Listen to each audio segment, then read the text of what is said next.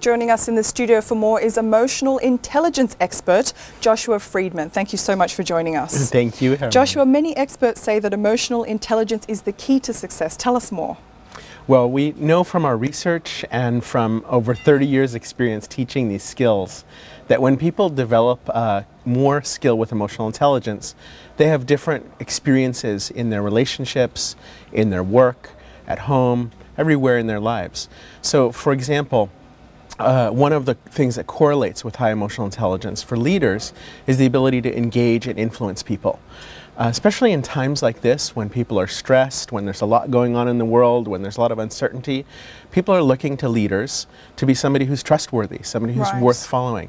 And there's a relational dynamic, there's a feeling that we have from those leaders. And we feel safe, we feel challenged, we feel comfortable, we feel invigorated.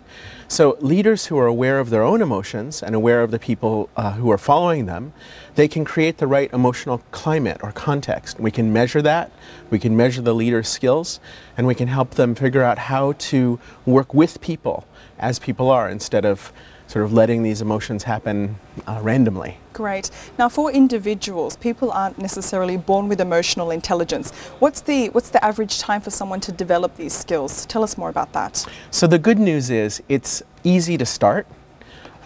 Speaking for myself, I've been working on this full-time for 11 years, and I feel like I'm just starting to get better with it. You know, if you have kids, I have a 7-year-old and a 9-year-old, you start to realize that it takes a lot of effort to be skilled and careful with your emotions. But just getting started, somebody can begin to be aware of their emotions, they can start to label emotions more accurately, they can start to notice how emotions are influencing them, and within hours they start to improve. We have a study that we did with IT managers who were, classically not so good with emotions, and in just 16 hours of training they experienced over a 10% improvement in their emotional intelligence. Brilliant. So now, easy to start, and there's a lot to do. Right. Now, Joshua, we have a strong expatriate workforce here. What are some basic tips for the workplace? Give us 3 basic tips that people can start doing straight away. So the first thing, maybe the most important thing in emotional intelligence, is recognizing that there's value in feelings. And in a lot of cultures we're taught that we should leave emotions out of it. But the neuroscience makes it very clear that's not actually possible. So rather than trying to do something impossible, let's do something effective. A metaphor, when you stick your finger in the electrical outlet, it hurts. So you learn, don't do that. But we don't say, well, let's get rid of electrical outlets, they're bad. We say we have to be careful with electricity. The same thing's true with emotions. Anger isn't bad, fear isn't bad, jealousy isn't bad. If we react to them in an ineffective way, that creates problems. But the emotion itself is valuable, it's there for a reason, it's part of us, it gives us energy, it focuses our attention. So if we can learn to say, okay, emotions are valuable, and just recognizing that begins to change our experiencing them. So that's the first step. Right. Okay. Okay, number 2? Number 2 would be when we're communicating with people. Most people at work wait too long to deal with the emotional issues. They feel something and they say, oh, I don't want to deal with that, I don't have time for it, I shouldn't feel this, and so they push it aside. The longer you wait, the bigger the issue gets. Emotions don't biodegrade. Right. There's this something... It's actually dealing with the problems or the issues. Proactively. Right, proactively. And number 3? Number 3 would be seeing that emotions, that people behave the way they do for a reason. So a lot of times when we're at work, we talk about people's behavior. So-and-so is doing this, why isn't so-and-so doing that? It's not understandable.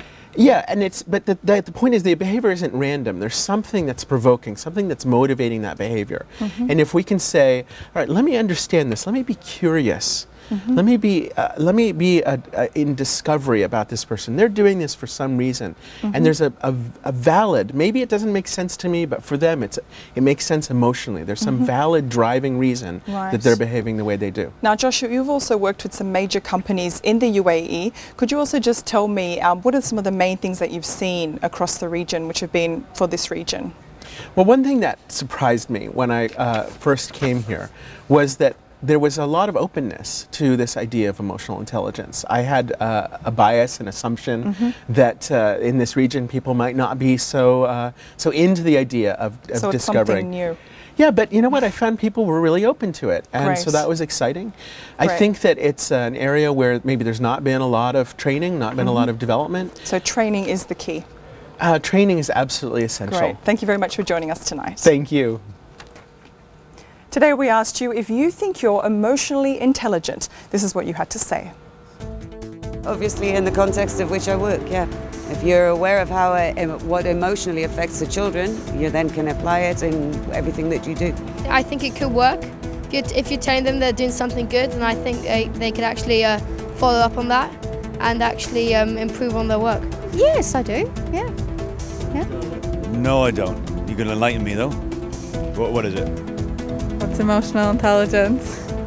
It's just to be smart about what your emotions, to be intelligent about your emotions, and that'll get you by in life sometimes more than it is just if you have a high IQ and you've got fantastic degrees and various things. There's a good book written about it.